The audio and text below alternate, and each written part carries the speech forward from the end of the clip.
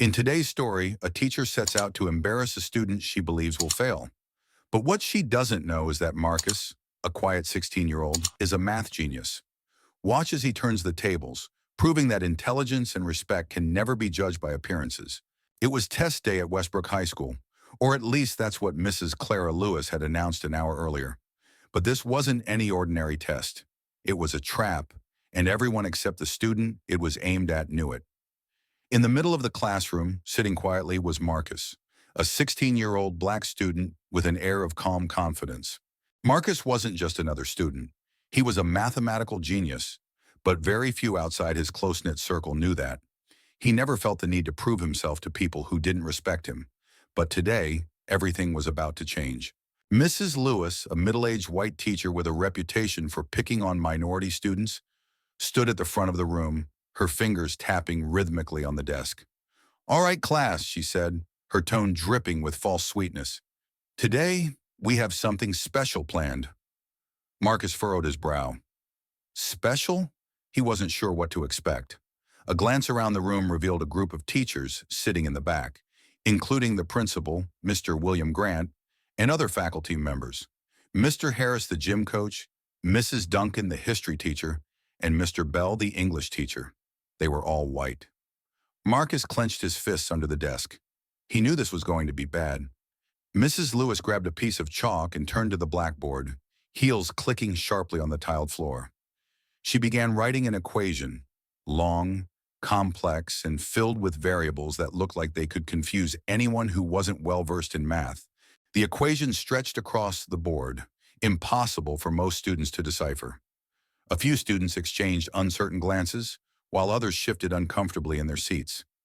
Mrs. Lewis turned to the class with a smirk. "Marcus," she called out, her voice cutting through the room like a blade. "Come up to the board and solve this." The class fell silent.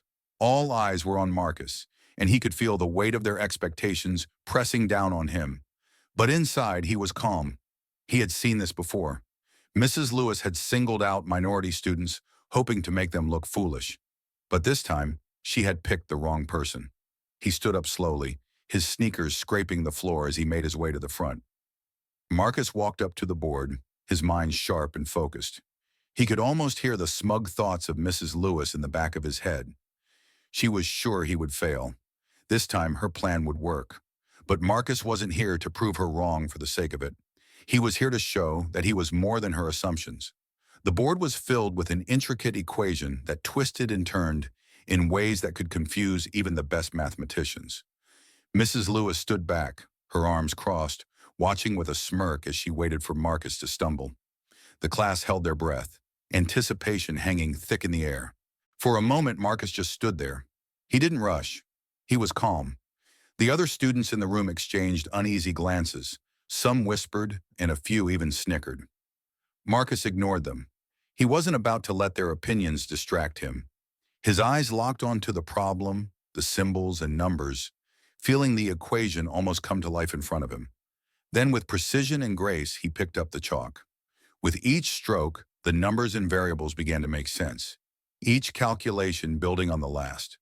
The room fell into complete silence, save for the sound of the chalk on the board.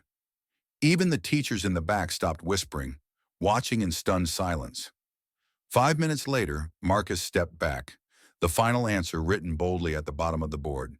He turned to face the class, his expression calm and steady. Mrs. Lewis rushed up to the board, scanning his work. Every calculation was perfect. Every step was flawless. She couldn't believe it. This can't be right," she muttered under her breath. She looked at the equation again, her fingers twitching with disbelief. "How did you—" She trailed off. Marcus didn't flinch. He had done it, and he had done it without breaking a sweat. He had outsmarted her at her own game. The class was still in shock, some students even smiling in quiet satisfaction. A few of the black students exchanged glances, their pride swelling. They knew this wasn't just about the math problem. It was about standing up to the person who had always tried to put them down. And Marcus had won. Mrs. Lewis stared at him, her face turning red with frustration. She tried to mask her shock, but it was obvious. The other teachers in the back remained silent, their expressions unreadable. Then the principal, Mr. Grant, cleared his throat, breaking the tension. "Well done, Marcus," he said, his voice steady. "Impressive." Marcus nodded, but he didn't need their praise. He had already proven his point. He had shown that he was more than what they thought, more than what Mrs. Lewis had tried to make him into. As he returned to his seat, the tension in the room began to dissolve. Mrs. Lewis stood frozen, her mouth agape, struggling to find words. Mrs. Lewis stood frozen, her eyes darting around the room. The students were no longer intimidated. Some exchanged quiet looks of pride. Others couldn't hide their smiles. The atmosphere was thick with the realization that something had just shifted. Marcus had taken the first blow and turned it into a victory. I don't understand," Mrs. Lewis stammered, looking at the equation again. But her words were lost in the air. It was perfect. It was flawless. Marcus had done it with precision, something she didn't expect from a student like him. She had misjudged him completely, and now the room knew it. For a moment there was nothing but silence.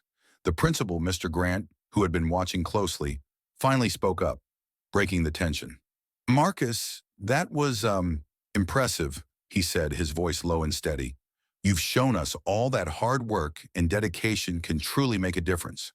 The class murmured in agreement, some nodding, while others were still too stunned to speak. But Marcus didn't need their validation. He had already proven his point. He had shown that intelligence wasn't defined by appearances or assumptions.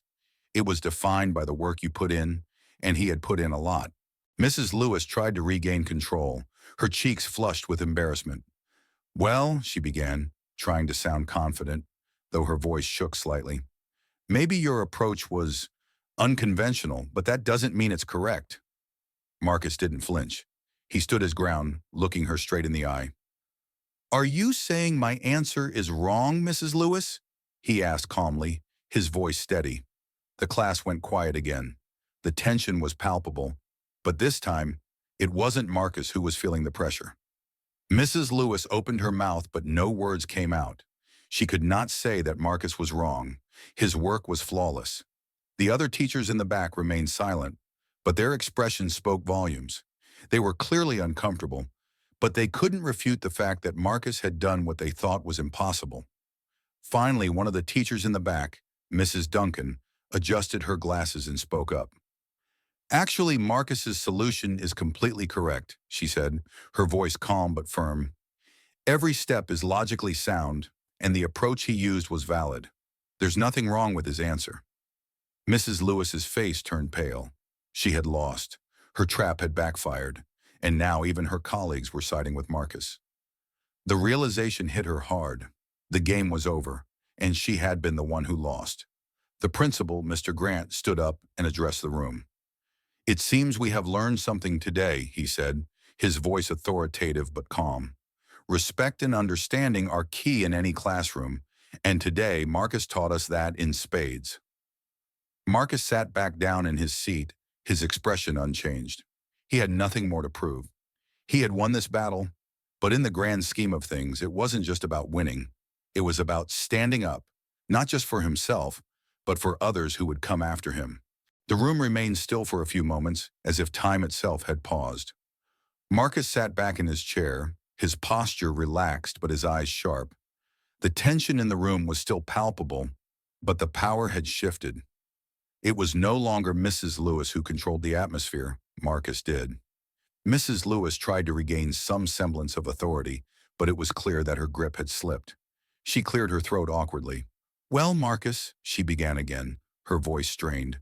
"It seems you're more capable than I thought. But let's not forget, math isn't just about getting the answer. It's about the process." Marcus tilted his head slightly, meeting her eyes with calm defiance. "And what about the process, Mrs. Lewis?" he asked, his voice quiet but firm. "I followed every logical step. My answer is correct, and that's what matters in math, isn't it?" The class was waiting, the silence stretching out, every eye on the two of them. Mrs. Lewis opened her mouth, but nothing came out. The truth hung in the air, unspoken. Her attempt to undermine him had failed, and she couldn't deny it. Then, unexpectedly, one of the students in the back row stood up. It was Naomi, a quiet but sharp-minded student who had always observed from the sidelines. She looked at Mrs. Lewis and then at Marcus. "I think," she said, her voice soft but certain, "we should all respect the process and the results." Mrs. Lewis's face reddened, but Naomi's words were a blow to her authority. She could no longer hide her frustration. "That's enough, Naomi," she snapped, though her voice was shakier than before. "You don't know everything." Naomi stood her ground, her eyes steady. "Maybe I don't know everything, but I know what's right," she said firmly.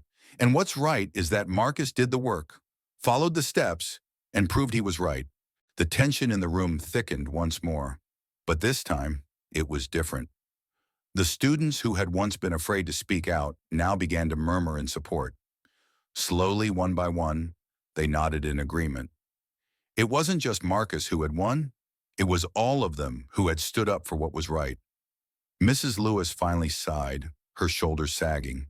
She had lost, not just in front of Marcus, but in front of everyone in that room. Her prejudice had been exposed, and the shame of her actions was now on full display. The principal, Mr. Grant, who had been silent throughout, finally spoke again, his voice firm yet gentle. "This is a teaching moment for all of us," he said, looking around the room. "It's important to remember that respect goes both ways, and judgment based on assumptions only leads to failure." He turned to Mrs. Lewis, his expression hardening. "I'll be having a word with you later, Mrs. Lewis," he said, his voice carrying a weight of finality. "For now, Marcus, you are free to return to your seat." Marcus nodded silently, his face unchanged. He had done what he came to do, not just prove his brilliance, but show everyone that no one, regardless of their skin color, should be underestimated. As he sat down, the class seemed to exhale in unison, the weight of the moment lifting. Marcus had not only won the battle, but in a way he had won their respect. And that, he realized, was the most important victory of all.